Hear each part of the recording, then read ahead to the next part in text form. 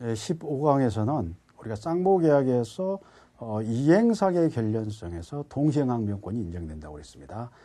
그 동시행항변권의 효력 부분을 검토를 했었습니다. 동시행항변권이 일단 성립이 됐다. 이랬을 때 가장 중요한 것은 연기적 항변권이라는 얘기죠. 항변권. 그래서 상대방의 청구권을 저지할 수 있는 권리다. 그런데 영원히 저지할 수 있는 권리가 아니고 일시적, 연기적. 그러니까 상대방이 이행 적용할 때까지만 상대방의 청구권을 일시적으로 스톱시켜 놓은 것이다. 그리고 동시행항변권이라고 하는 것은 이건 상대방의 채무를 부정하는 건 아니야. 채무가 있다는 건 인정한다. 대신 내가 이행하려고는 하고 싶은데 네가 이행을 안 하기 때문에 못하고 있다. 이런 상태가 돼야지 동시행항변권은 뭐 상대방 채무를 부정하다 이건 아니에요. 그래서 연기적 항변권이다. 그리고 이제 중요한 것은 동시행항변권, 또 중요한 것은 동시행항변권 존재 효과라고 했습니다. 이게 아주 중요한 거예요. 동시행항변권이 있다라는 그 자체, 당사자가 주장할 것도 없고 이미 있다라는 그 자체만 가지고 이행지체 책임을 지지 않는다. 그러니까 매매계약에서 잔금 주는 시기, 이게 동시행관계죠. 이랬을 때 그 시기를 도과해 버렸다. 2년이 흘러버렸다. 그러면 2년 동안에 어떤 지체 책임을 지느냐, 뭐 연체이자를 부담해야 되느냐, 매수인으로서는 대금에 대해서 이건 그렇지 않다. 그래서 동시행항변권이 있다는 그 자체만 가지고 이미 이행지체 책임을 지지 않기 때문에 채무불이행이 되지 않는다. 그래서 어떤 손해배상을 연체이자를 부담할 것 없다. 그런데 만약 매도인으로서는 매수인으로부터 어떤 연체이자를 부담하고 싶다. 이런 경우에는 매수인을 어떤 이행지체 책임을 지체에 빠뜨려야 되겠죠. 그래서 자기의 채무를 이행 제공하고 하면 이제 지체 책임을 물을 수가 있겠죠. 이게 존재의 효과입니다. 그리고 이제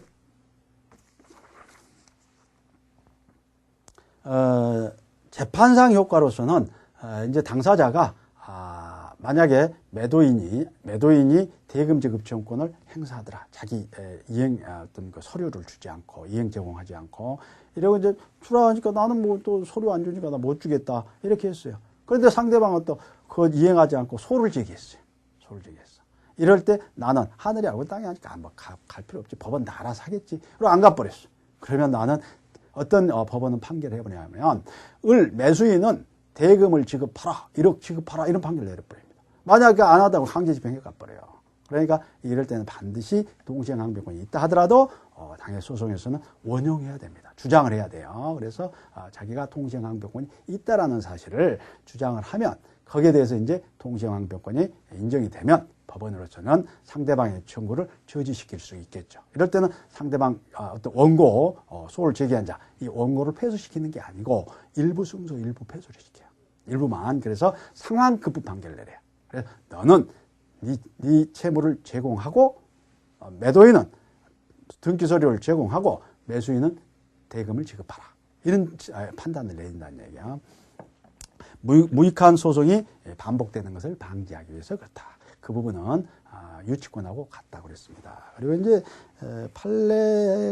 통설 판례가 인정하는 게 있고 민법이나 민사특별법에서 쌍무계약이 아닌데도 불구하고 인정하는 것들이 있더라. 그래서 뭐 가등기 담보라든가 전세권 또 계약 해제 등등 매도인의 담보 책임으로 매수인이 계약을 해지했을 때 상환해야 되는 것들 이런 것들 잘 보시고 그리고 이제 무효 취소라든가 이건 또 명문 규정 없지만 인정하고 있다라는 거 가끔 물어보죠. 그리고 이제 전세권은 명문 규정이 있는데 임대차에 있어서 보증금 반환 이 부분은 명문 규정이 없지만 통설 판례가 일치하여 인정하고 있다. 유치권과 동시행항변권은 비교해서 잘 하셔야 돼요. 위험부담은 채무자의 어떤 귀책 사유 없이 이행불능 상태에 빠져요. 후발적 불능에 빠져야 돼요. 그래서 여기는 손해배상 문제가 발생하지 않습니다. 이랬을 때 그 채무자, 그 재산권을 이전해야 할 자, 그 자가 그 재산권 이미 이행불능 상태에 빠져버렸죠. 이행할 수 없는 상태에 빠져. 자기 잘못 없이. 이랬을 때 그 대가 책임. 그게 만약에 5억짜리다. 그럼 5억에 대해서 누가 책임을 지느냐? 이게 문제다. 우리 민법은 채무자 위험부담으로 이렇게 규정하고 있다. 그러니까 그 재산권을 이전할 자가 자기 잘못 없이 후발적으로 불능됐을 때 그분 자기가 책임져야 된다. 그렇기 때문에 매수인에게 대금 청구 못한다. 그런데 예외적으로 채권자 지체 책임이 되는 경우가 있더라. 채권자가 규칙 사유가 있는 경우, 채권자의 고유 과실로 어떤 이행 불능 상태에 빠뜨리겠다든가, 또는 채권자 수령 지체 중에 당사의 책임 없는 사유로 어떤 이행 불능 상태에 빠졌다든가, 이런 경우에는 채권자가 책임진다. 위험 부담을 한다. 이랬고, 다음에 제3자를 위한 계약도 시험에 자주 나옵니다. 자, 면책적 채무인수, 제3자를 위한 계약 아니에요. 계약인수, 이행인수, 이런 것들은 제3자를 위한 계약 아니에요. 그런데 병전적 채무인수, 이건 제3자를 위한 계약입니다. 그런 것들 잘 구별해서 하시고, 그리고 이제 삼명관계, 그래서 요약자와 낙약자 관계, 그런 보상관계라고 그랬어요. 거기에 이제 제3자 역할이 부과됐다. 그럴 때 낙약자가 채무자다. 그리고 수익자가 수익의 의사표시를 했을 때 이제 전과 후로 나눠서 여러분들이 공부를 하셔야 돼요. 수익의 의사표시를 하기 전, 이때는 제3자에게 권리가 발생하지 않죠. 그런데 이때 이제 수익의 의사표시를 드디어 했을 때 제3자에게 권리가 발생한다. 이건 형성권이다. 일방적으로 자기의 권리가 발생시키는 것이다. 이랬을 때 이제 낙약자는 이 부분에 대해서 최고할 수 있다. 상당 기간을 정해서 네가 수익의 의사표시를 할래 말래 이렇게 물어보면 그 기간 안에 수익의 의사표시하지 않으면 소멸되는 걸로 이렇게 하고 있다. 그리고 이제 최고 않고 그냥 지나버렸다. 이런 경우에는 이제 10년 제척 기간이 있다. 별도로 그 행사 기간을 정하지 않는 경우에. 그리고 이제 수익자에게 권리가 발생했다. 이랬을 때는 수익자는 낙약자에게, 채무자에게 이행을 청구를 할 수 있다. 근데 이행을 하지 않았다. 손해배상 청구할 수 있다. 그런데 계약은 해지할 수 있다 없다? 안 된다. 그건 누구의 권리다? 계약 당사자의 권리다. 그래서 요약자, 낙약자의 권리지 수익자는 계약을 실효시킬 수는 없다. 해제도 못하고 취소도 못하고 이런다는 얘기예요. 그리고 제3자가 수익자가 수익의 의사표시를 한 후에도 요약자는 자기의 권리를 그대로 가지고 있느냐? 가지고 있다. 계약 당사자 지위가 있기 때문에 만약 채무자인 낙약자가 이행을 하지 않고 있다. 이런 경우에는 요약자는 채무자에 대해서, 낙약자에 대해서 이행을 하라 요구할 수 있고, 이행을 하지 않고 있다. 이럴 때는 똑같이 계약을 해제할 수 있다. 그래서 최고하고 이행하지 않으면 계약을 해제하고, 그리고 손해배상도 청구할 수 있다. 그리고 이제 이런 경우에 수익자가 수익의 의사표시를 한 경우에 손해배상은 누구에게 하라고 그랬겠어요? 그래서 채무자에게, 수익자에게 이렇게 하라 할 수 있다. 등등해서 잘 검토를 하시고, 하면 제3자를 위한 계약에 또 분명히 시험 문제가 한 문제 나와요. 그리고 이제 계약 해지. 여기도 최소한 두 문제는 나와요. 많이 나오면 세 문제까지 나옵니다. 그래서 이제 문제 내기 좋잖아요. 계약 해제권 어떨 때 발생하냐. 그리고 해제과 유사한 개념들, 구별 개념들, 그리고 이제 해제 조건이라든가, 해지라든가, 또는 취소라든가, 해제 계약이라든가. 이게 해제하고는 다르죠. 해제는 해제권에 기해서 일방적 의사표시로 계약을 실효시켜버리는 것이다. 이게 해제인데, 합의로 해제시키는 것. 이런 경우에는 이제 합의 해제죠. 이건 손해배상이 발생하지 않는다. 그런데 해제권에서 해제한 경우에는 손해배상 문제가 발생한다. 왜? 법정해제인 경우에는 반드시 채무불이행과 관련되어 있기 때문에 그렇다. 채무불이행이니까 손해배상이 문제가 되겠죠. 그리고 이제 취소와 관계, 이것도 잘 구별하고, 취소는 모든 법률행위에 인정된다. 해제는 계약에만 인정된다. 등등 잘 보시고, 철회는 효과 발생 전에 효과 발생을 저지하는 것이다. 그런데 해제는 뭐예요? 일단 유효하게 발생된 법률행위를 의사표시에서 법률행위를 당사자가, 해제권자가 해제 의사표시를 함으로써 소급해서 실효시키는 거다. 다르죠. 그다음에 해제권 발생, 법정해제, 약정해제는 당사자가 협의해서 발생하는 거고 별 문제가 없고, 법정해제가 문제죠. 법률에 규정이 되어 있기 때문에 법조문을 쭉 훑어보면 알 수가 있겠죠. 그런데 이제 우리가 채권 총칙을 안 배우기 때문에 어떨 때 이제 해제권이 발생, 이게 정확하게 알 수가 없죠. 그래서 이제 여러분들 이 부분은 잘 외우셔야 됩니다. 자, 채무불이행 때 말이다. 채무불이행 세 가지가 있다. 하나는 이행지체, 이행불능, 불완전이행, 이 세 가지가 있다.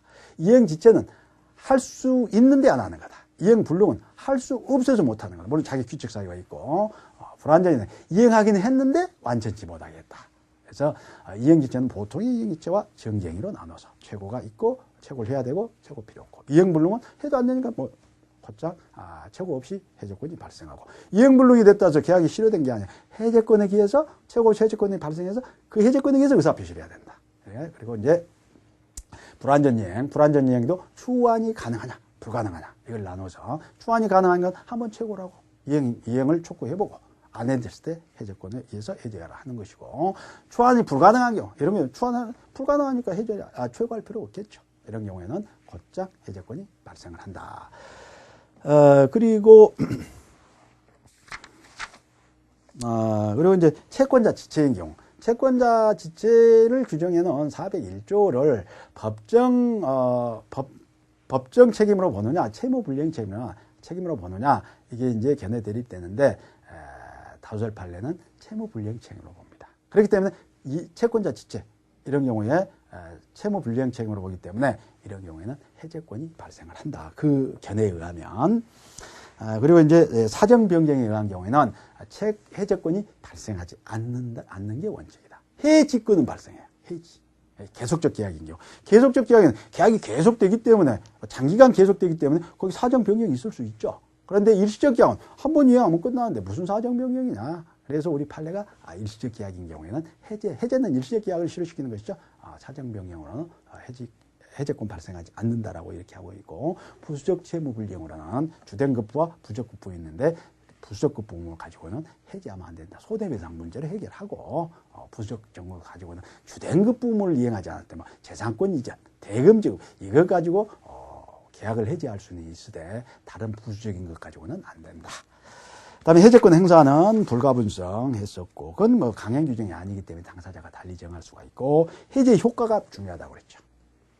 해제의 효과는 일단 해제를 한다. 그러면 가장 중요한 것은 소급 실효입니다. 그래서 계약을 해제하면 해제할 때부터 장래로가 아니라 과거로 돌아가서 완전히 계약을 무로 돌려버리는 겁니다. 없는 것으로 만들어버려요. 그러니까 없는 것으로 만들었다. 이행하지 않은 게 있다. 이행할 필요 없겠죠. 근데 이미 이행했다. 이랬을 때 이제 문제가 되겠죠. 이행했다. 이런 게 원상회복을 만들어라. 원래대로 복귀시켜라. 그래서 재산권을 가져가서 이용한 자 재산권 돌려줄 뿐만 아니라 사용료까지 반환하라. 이런 문제가 발생하고 대금을 지급받은 자 반환할 때는 받은 날부터 금전은 이자를 붙여서 주라. 이 받은 날부터 이자를 부과하는 것은 이건 그냥 손해배상 개념이 아니에요. 이건 원상회복 개념이에요. 그리고 별도 손해가 있으면 손해배상하라. 이게 이제 문제가 되겠고 그리고 이제 이 소급표일 때는 주의해야 됩니다. 여기서 시험 문제가 많이 나와요. 여기서. 그래서 소급에서 실효가 된다. 이랬을 때 물권적으로 실효가 된다고 봐요. 그러니까 갑이 X 건물을 을과 청약 승낙하고 이 앞으로 등기를 마쳤어요.